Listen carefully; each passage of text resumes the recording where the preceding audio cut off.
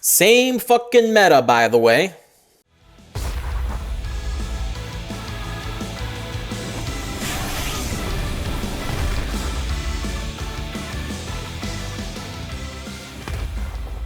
What's up, boys? Sorry for the late upload. Wanted to get one more big tournament under my belt before I made this video to better illustrate my point when I talk about ban lists doing absolutely nothing in the Duel Links atmosphere. Look at this.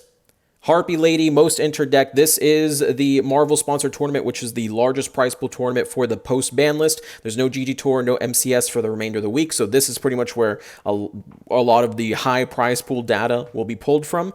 And you can see how low impact. Essentially, the ban list just took away TTH from Harpy Lady, and everything else pretty much fell into line. You might have questions, oh, what about Melodious? What about D-Hero? These decks were already on the decline even without the ban list. Melodious never reaching beyond the tier 3 spot in the power rankings. So this is pretty accurate as far as how the meta looks, and it looks pretty similar to how it looked beforehand. Why do ban lists do nothing in Yu-Gi-Oh! Duel Links? What's going on? Why does nerfing the game not working?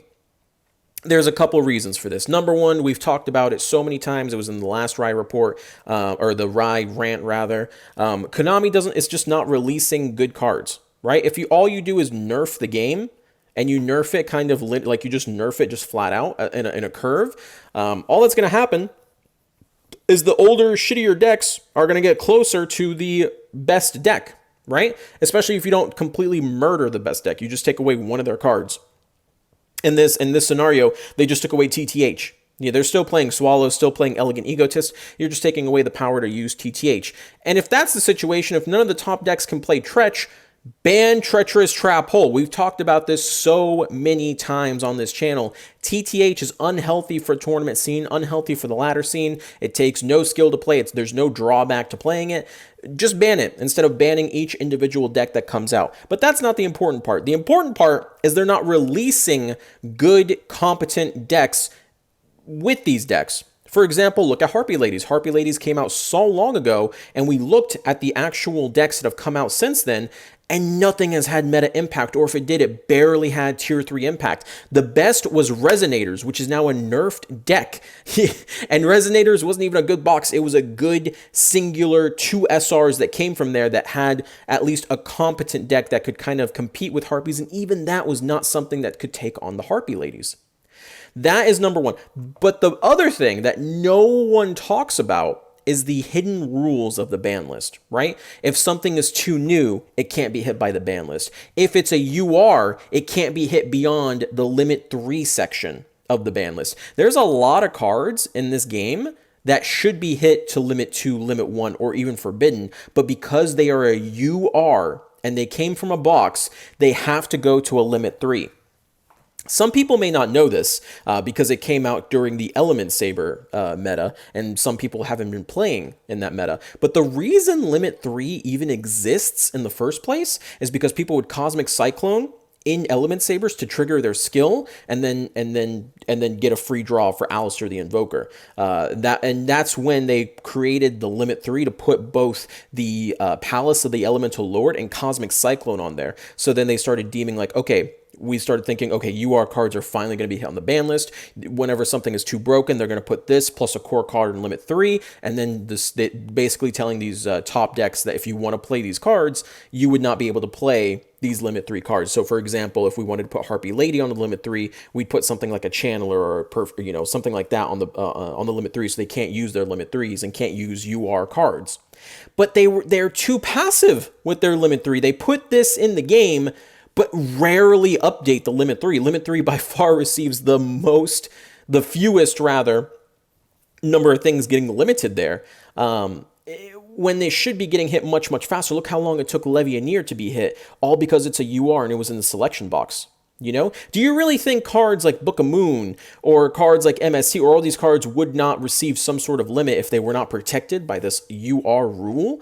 It's ridiculous. It's honestly ridiculous. And because these cards are newer, things like MST and stuff like that, and they're UR cards, it's going to take significantly longer for them to eventually get that limit 3 hit. And even then, all you can hope for is limit 3. You can never hope for a limit 2 or a limit 1 when it comes to these more expensive UR decks. That's why you see janky stuff like Black Wings. You know, they don't hit something like the Black Wing, the Black Whirlwind, or the SEMO or anything like that, because there's a bunch of URs in there that are just not hittable. They have to be SR or below to be limit 2 or limit 1. And because we're basing our bans and our game balance state off of how much something costs, ban lists can never truly balance the metagame, because there's just by default this huge section of cards that are untouchable by the ban list, essentially, right? Because right now, if you want to put something on limit 3, it's a UR you want to put on limit 3, you're basically just saying you can't play Floodgate and Cosmic. Unless you put another card on limit 3, for example, like Alistair, they have Invocation and Alistair at limit 3. Unless you do something janky like that, then limit 3 has no impact on the game. And that's all you can do. That's their and if you don't believe me, go check all the URs. If it's in a main or a mini and it's a UR and it's not in the structured deck, it's not something you can purchase, it will not go below rarity 3 or limit 3. They've never done this in their life before, and they probably never will unless they break that rule. It's like an unspoken rule that they have. I don't know if it's gacha laws or what in Japan or something like that, but as far as the game has gone, they have never done that. And because they do that, the ban lists end up that, and of course releasing new shitty boxes that don't have any impact on the game. Whenever a ban list rolls around, it doesn't actually change the game. The only time that the ban list changes the meta in this game is when they outright murder everything in the game, right? They go in, they killed Shiranui, they killed Karakuri, they killed Witchcrafter. Unless they do something like that, like have a massive slaughter fest, individual small ban lists like this, where they like limit Swallow's Nest or limit, you know, Valkyrius or whatever small changes they do, don't really end up impacting the game. And this sucks because the game just continues to feel super, super, super stale moving into the new year, which really, really sucks, because now, again, for a whole year now, I'm waiting to see if this brand new main box will beat Harpy Lady, which is insanity to me. You know, things like Abyss Actors have no chance.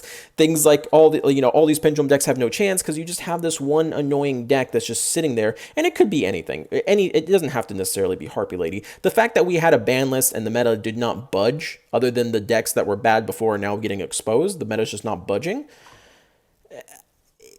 It's just not how this game is supposed to function, right? And before people jump down my throat and say, Rye, you just want a brand new main box every month to power creep the game, that is not what I'm saying. If Konami was smart, they would have main box 1.